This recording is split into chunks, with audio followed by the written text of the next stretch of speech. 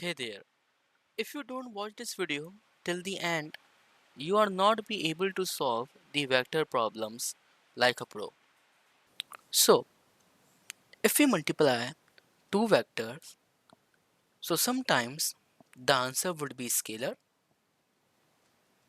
and similarly, if we multiply two vectors and sometimes we got the answer would be vector. We multiply two vectors and the answer would be scalar. So for these type of multiplications are known as dot product multiplication, and for that we put a dot between two vectors. Similarly, if we multiply two vectors and the answer would be vector, so these type of multiplication are known as cross product multiplication, and for that we put a cross between two vectors. So let's talk about the dot product first.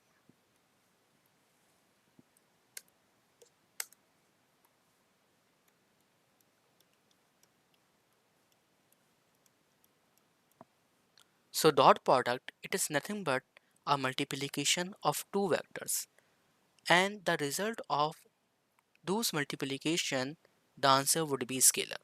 So this is nothing but a dot a, which is equal to scalar quantity.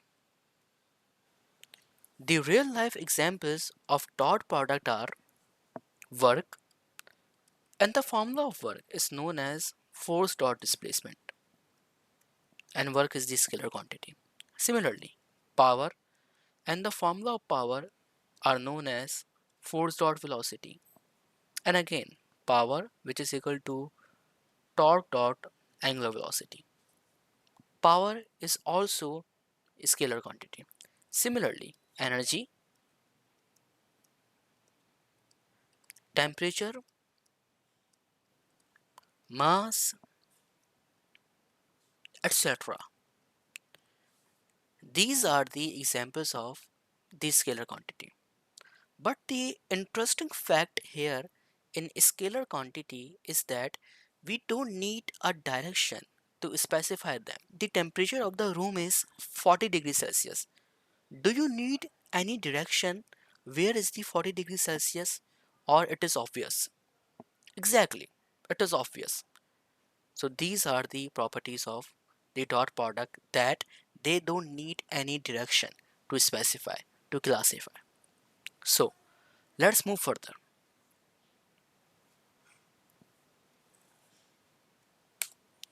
The formula of dot product are a dot b, which is equal to ab cos of theta. A, it is basically the first vector, b, it is basically the second vector. Theta here, it is basically the angle between the a vector and the b vector. Similarly, the a present here, it is basically the magnitude of that particular vector, that is a, and the b present here, it is basically the magnitude of the b vector. This is basically the formula of the dot product. Similarly, theta, it is the angle between the a vector and the b vector.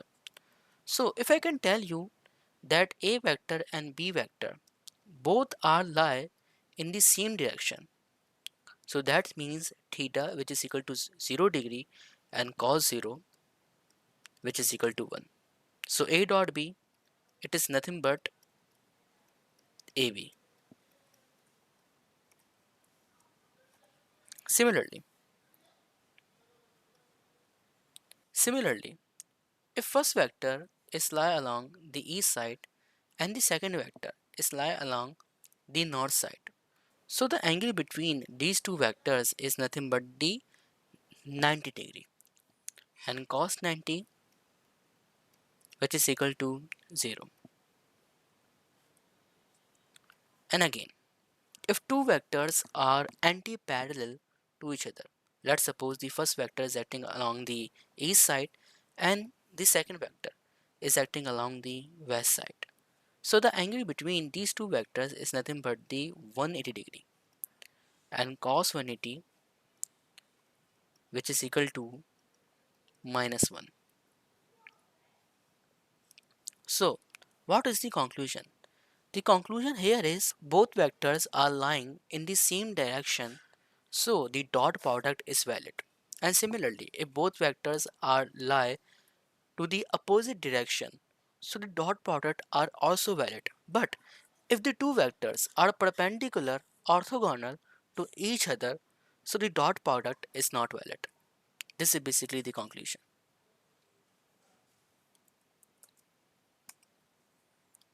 Now, let's talk about some properties of dot product.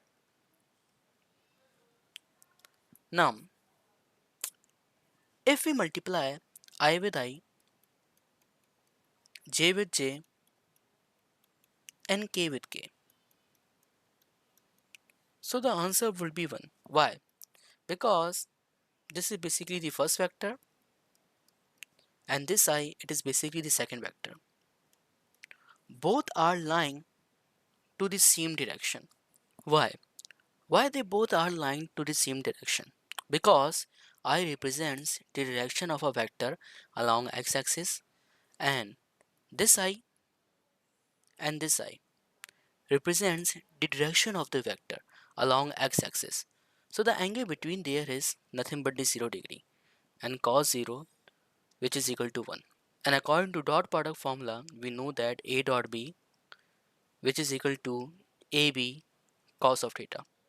So if both vectors are lying on the same direction, so theta will be 0 and cos 0, which is equal to 1. So A dot B, which is equal to AB. Let's suppose if we are talking about the two vectors which lie on the axes, so this could be written as 4i, 5i. So what is the multiplication of these two vectors? This is nothing but A dot B, which is equal to 4i dot 5i dot cos of theta. The theta here is nothing but the 0 degree, because 4i and 5i, they both are acting to the same direction. That's why. So theta, which is equal to 0 degree, and cos 0, which is equal to 1. And if we multiply 4 with 5, we will get the 20. So the multiplication of these two vectors are known as the 20, and it has some unit, that is unit. That's why I dot I, j dot j, and k dot k, which is equal to 1. Similarly, the second property is I dot j, I dot k, and similarly j dot k, which is equal to 0, because the angle between I and j, I and k, and j with k is nothing but the 90 degree, and cos 90, which is equal to 0. Let's suppose if we have two vectors, that is which lie on the axes, that is A, which is equal to 4k, and B, which is equal to 6j. What is the multiplication of these two vectors? So this is nothing but the A dot B, which is equal to AB cos of theta. So this is nothing but the 4k dot 6j dot cos of 90 degree, because k represents the direction of a vector which lie along the z-axis, and j represents the direction of a vector which lie along the y-axis, and they both are perpendicular to each other. That's why theta, which is equal to 90 degree, and cos 90, which is equal to 0. So the whole answer would be 0 here.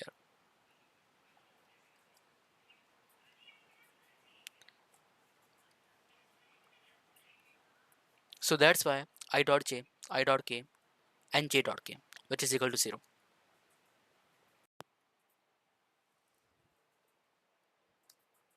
Now our third property is the commutative property.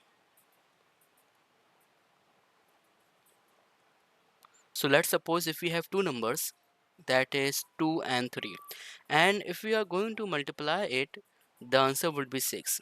Similarly, if we have two numbers again, that is 3 and 2, and we are going to multiply it, so the answer will be again 6. So in conclusion, we say that if we change the order, so the answer will not be affected. It means that A dot B, which is equal to B dot A.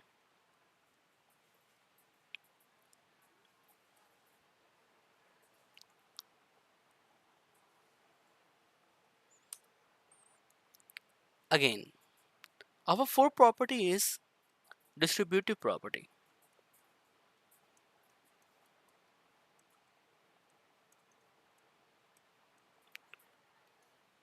So let's suppose if we have the three numbers, that is 2 dot 3 plus 5. So if we distribute 2 to the individual numbers present in the parentheses, we get 2 dot 3 plus 2 dot 5. So 2 into 3, that is 6, and 2 into 5, that is 10. So 10 plus 6, which is equal to 16. Similarly, if we don't distribute 2 to the individual numbers present in the parentheses, so the answer will be 2 dot 3 plus 5, which is equal to 8. And if we multiply 8 into 2, we got 16. So 16, which is equal to 16. This is basically the distributive property of the dot product. So we can write as A dot bracket B plus C, which is equal to A dot B plus A dot C. This is basically the distributive property of the dot product. Again, the fifth one. The fifth property of the dot product is the self dot product.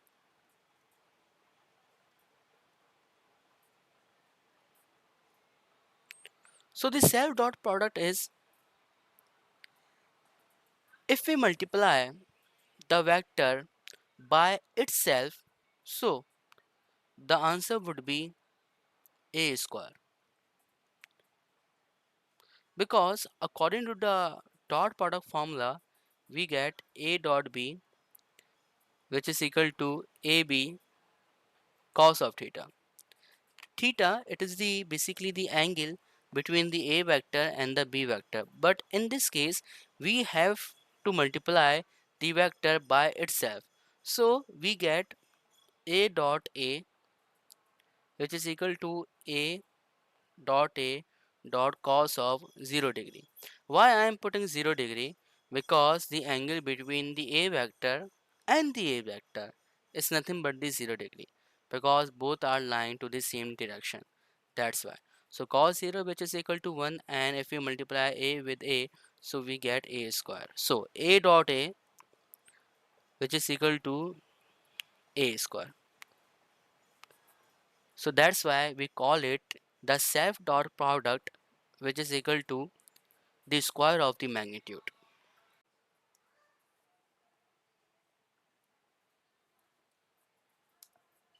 Now, the sixth property of the dot product is the null vector property. So it states that if we multiply the vector with null vector, the zero above arrow is known as the null vector. So if we multiply a vector with null vector, so the whole answer would be 0. Now, the seventh property of the dot product is if we have the multiplication of vectors with scalar. So we may write as A bracket A dot B. The small a present here, it is basically the number, and the capital A and capital B are the vectors. So if we distribute A to the A vector, so we may write as A dot A vector dot B vector, which is equivalent to A dot B vector dot A vector. Now, these all are the properties of the dot product.